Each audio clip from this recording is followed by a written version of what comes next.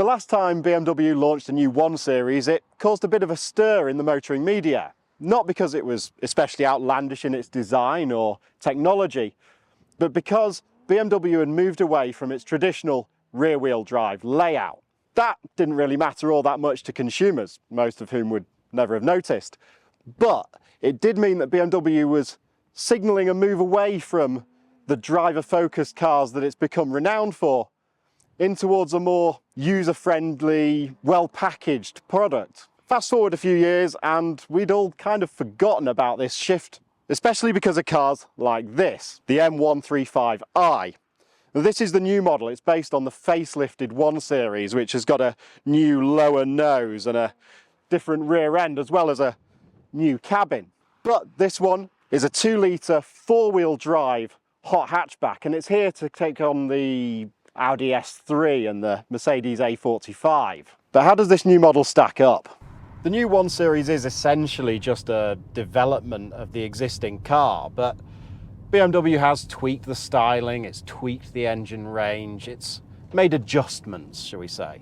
One of the big changes is, of course, the new nose, which, to be honest, isn't really my thing. I actually think it looked better before.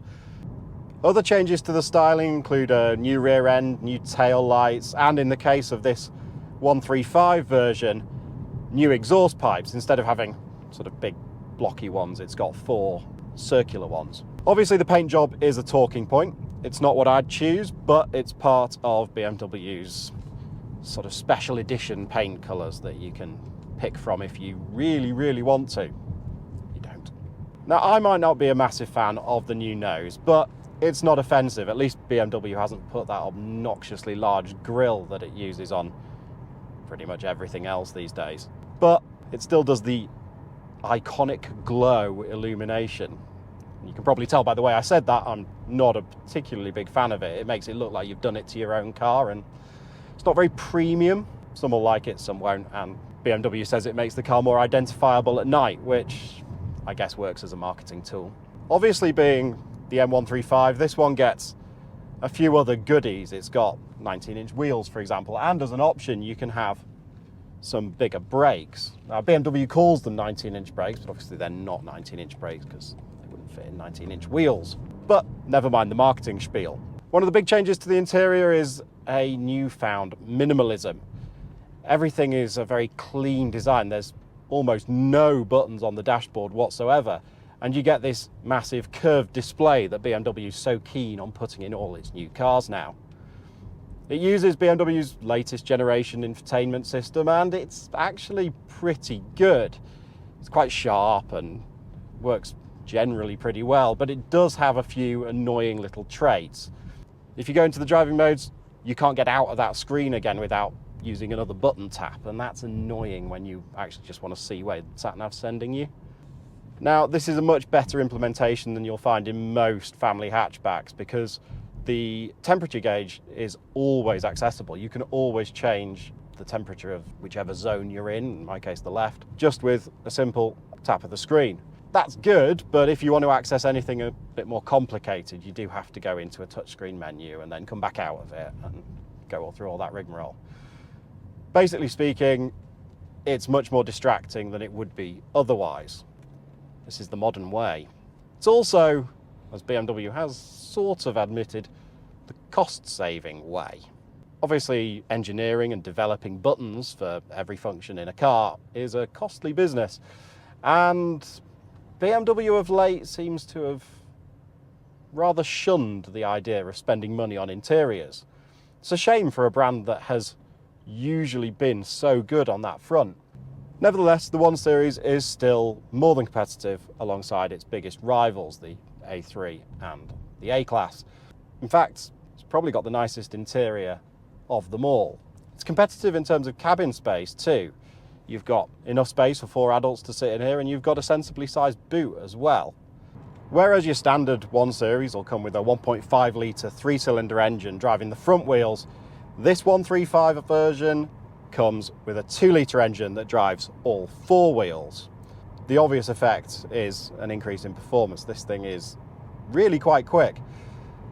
But unless you put it in sport mode, at which which point it synthesizes sound to come through the speakers. It doesn't actually sound that good. You've just got this sort of 4-cylinder drone. You put your foot down, it's, you know, okay-ish. Yes, BMW may have moved away from rear-wheel drive layouts, but the 135 is still the best in its class when it comes to handling. It's got really nice steering feel, it's got a really sharp response, and the suspension does a really good job of keeping the body in check. There's loads of grip. You can't really ask for much more. Except, of course, you can, because as we're discovering on this fairly normal German town centre street, the ride, as demonstrated by that pothole, is quite firm. There's a bit of initial compliance, but it very quickly runs out of that and becomes stiff. I think stiff is the word. Be really interested to see how this copes on an Irish road, because I'm not at all sure it will. And these seats, you know, they're supportive enough, but they are quite solid. There's not an awful lot of give in them. And I can see this being pretty uncomfortable on a road worse than this. Surprisingly, refinement is actually a bit of an issue in this car. It thumps a lot when you go over the bumps, partly because the suspension's so stiff in this 135 version, but it also makes a lot of wind noise on the motorway. Admittedly, in part, that wind noise could be down to the rather overly complicated and overly sculpted door mirrors, which you know full well people are going to be fitting replicas of to sort of base models at some point in the not too distant future. But never mind that. While these things are supposed to be aerodynamic, because it's like BMW thinks you're going to be doing track days in it or something, they actually just sort of whistle a lot when you get up to motorway speeds. Now, of course, motorway speeds in Germany and motorway speeds in Ireland are somewhat different. And while it isn't the best Autobahn mile muncher we've ever seen, it'll be more than happy cruising at 120, 130 kph. Not a problem. Get it past 200 and it starts to run out of puff a little bit, which is a bit disappointing given this is supposed to be a performance model. But unless you're going to spend a lot of time just outside Munich on the German motorway network, don't think that's going to bother you too much. What you will love though is the way this thing corners, because that doesn't really matter what the speed limit is, it matters what the corner's like. Except to this thing it doesn't really. It's got so much grip. The steering is lovely, even though the wheel's a little bit too chunky. I mean, it's quite girthy, this wheel. Too girthy, really. But that aside, the steering is excellent. The grip level is excellent. The gearbox is even very good. And admittedly, it makes some strange decisions in efficient mode, and it makes some slightly strange decisions in sport mode. Generally speaking, the responses you get from all the controls are great. Even the brakes feel good. They're not heavy, they're not too stiff. They've got some real stopping power. This 135 version's a bit much. It's got these accoutrements that it doesn't really need. But do you know what? A 120 is quite a pleasant thing. It's compact and cool, but still a BMW. You've got that nice premiumness. Do you know what? It's a likeable car, and it's going to sell every bit as well as its predecessor did. So, in a lot of ways then, job done.